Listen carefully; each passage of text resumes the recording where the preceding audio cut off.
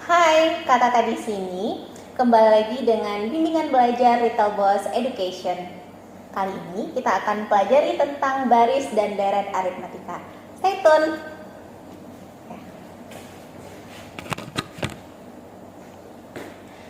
Oke, di sini ada dua hal, ada baris dan ada deret. Mungkin terlihat sama ya teman-teman. Di sini ada angka 2, 5, 8, 11, 14, 17 dan juga sama di sebelah sini. Tapi pembedanya itu adalah penghubungnya. Kalau baris itu dihubungkan dengan tanda koma, sedangkan deret itu dihubungkan dengan tanda tambah. Nah, deret ini ibaratnya penjumlahan, sedangkan baris itu adalah pola bilangan, gitu ya. Pola bilangan kesekian gitu. Sedangkan deret itu penjumlahan bilangan kesekian. Nah, di baris dan deret aritmatika kita akan kenal beberapa istilah, teman-teman. Bisa perhatikan di sini. Nah, yang pertama itu ada A atau U1. A atau U1 ini disebut sebagai suku pertama. A awal, gitu ya mengingatnya. Jadi, untuk suku pertama pada bilangan ini itu adalah angka 2. Nilainya ada 2. Kemudian, yang B itu beda atau selisih dua suku berdekatan. Misalnya seperti apa, Kak? Seperti ini. Antara 2 dan 5, selisihnya akan sama dengan 11 dan 14 karena merupakan suku-suku yang berdekatan. Bagaimana dengan 8 dan 14, Kak? Nah, 8 14 itu tidak punya beda yang sama karena dia sudah berjauhan. Jadi suku yang berdekatan itu suku yang sebelum dan setelahnya. 2 dengan 5, 5 dengan 8, kemudian 14 dengan 17. Oke, selanjutnya kita kenal istilah N. N ini adalah suku ke N. Misalnya N-nya kita ganti dengan 4. Berarti artinya adalah suku ke 4. Apa bedanya dengan UN? UN ini nilainya. Berarti misalnya U4, berarti itu nilai suku keempat. Nilai suku keempat pada bilangan ini adalah 11. Berarti 11 ini kita sebut sebagai U4. Nilai dari suku keempat. Oke, selanjutnya ada SN. SN adalah jumlah suku ke N. Mengingat kita tadi ada yang deret ini kan penjumlahan ya. Nah, berarti di sini ada juga yang jumlah suku ke N. Misalnya jumlah suku ke 5. Kita lihat di sini, suku ke 5 yang mana? U1, U2, U3, U4, U5. Berarti jumlah dari keseluruhan hingga suku ke 5 disebut dengan S5. Gitu. Nah, contohnya supaya lebih mudah di sini. 8 ini kita sebut sebagai U3 karena ini U1, U2, U3 gitu ya. Nilai U3 itu adalah 8. Sedangkan 8 di sini itu adalah S3. Kenapa S3? Karena dia jumlah suku ke 3. Berarti nilainya adalah dari 2 ditambah 5 ditambah 8. Kira-kira adik-adik paham tidak bedanya? Jadi kalau U3 itu nilai dari suku ketiga, sedangkan S3 itu adalah penjumlahan sampai ke suku ketiga.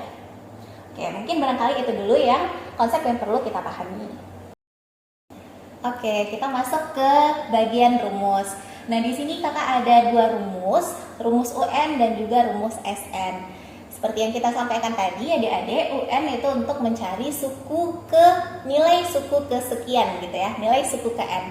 Sedangkan SN ini untuk penjumlahan suku ke N.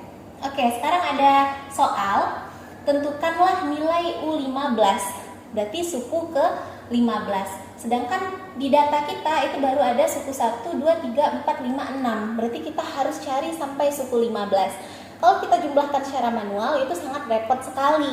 Jadi kita ada rumus yaitu UN sama dengan A ditambah N kurang 1 dikali beda gitu ya.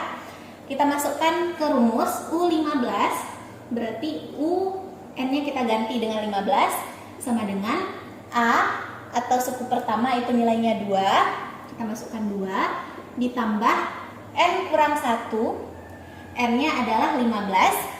Kita kurang dengan 1 dikali beda. Bedanya atau selisihnya itu tadi kita dapat 3 ya. 2 dengan 5 itu plus 3. 8 dengan 11 itu juga plus 3. Berarti bedanya 3. Kita masukkan ke rumus 3. Nah, berarti U15 sama dengan 2 ditambah 15 dikurang 1, 14 dikali 3. Kita selesaikan dulu yang perkalian karena operasional Kabataku kali lebih tinggi dibandingkan penjumlahan. 2 ditambah 14 kali 3, 42. Terakhir kita jumlahkan 2 ditambah 42 sama dengan 44. Jadi U15 atau nilai suku ke-15 adalah 44. Oke. Selanjutnya, pertanyaannya adalah tentukanlah nilai penjumlahan 15 suku pertama. Tadi kita baru dapat nilai suku ke-15 44, sekarang ditanya berapa penjumlahan 15 suku pertama. Berarti itu adalah deret. Kalau deret kita pakainya di antara dua ini, teman-teman. Bisa jadi rumus pertama n per 2 dikali 2a tambah n kurang 1 kali b, atau n per 2 dikali a ditambah un. Nah, gimana nih Kak? Kapan kita pilih rumus pertama, kapan kita pilih rumus kedua? Kalau kita tahu nilai dari U15-nya berapa, berarti kita bisa pakai rumus yang kedua.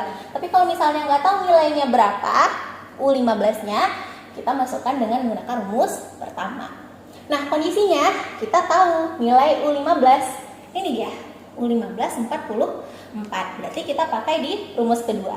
Rumus kedua berarti kita tulis S, N-nya kita ganti 15. Sama dengan N dibagi 2, berarti 15 dibagi 2. Kemudian A-nya kita masukkan, A-nya ada 2.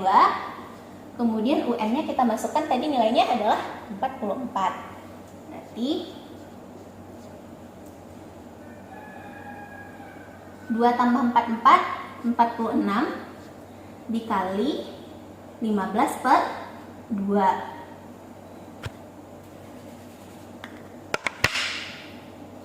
Nah, ada nih 15 bagi 2 kali 46. Ini kan nilainya setara ya teman-teman, antara yang di sini dengan yang di sini. Berarti ini bisa dibagi nih, sama-sama dibagi 2, dicoret. Ini bagi 2 habis 1 ya. Di sini 46 bagi 2, 46 bagi 2 23. Berarti 15 kali 23. 15 kali 23 berarti nilainya adalah 343. Berarti 345, maaf ya. 345. Jadi kalau kita jumlahkan 15 suku pertama, suku 1, suku 2, suku 3, suku 4 sampai suku ke-15, itu kalau dijumlahkan nilainya adalah 345 gitu ya. Oke, jadi kakak rasa adik-adik sudah paham U15 itu nilai suku ke-15, sedangkan S15 adalah penjumlahan 15 suku pertama. Oke, mungkin sekian dulu dari kakak. Terima kasih, sampai jumpa.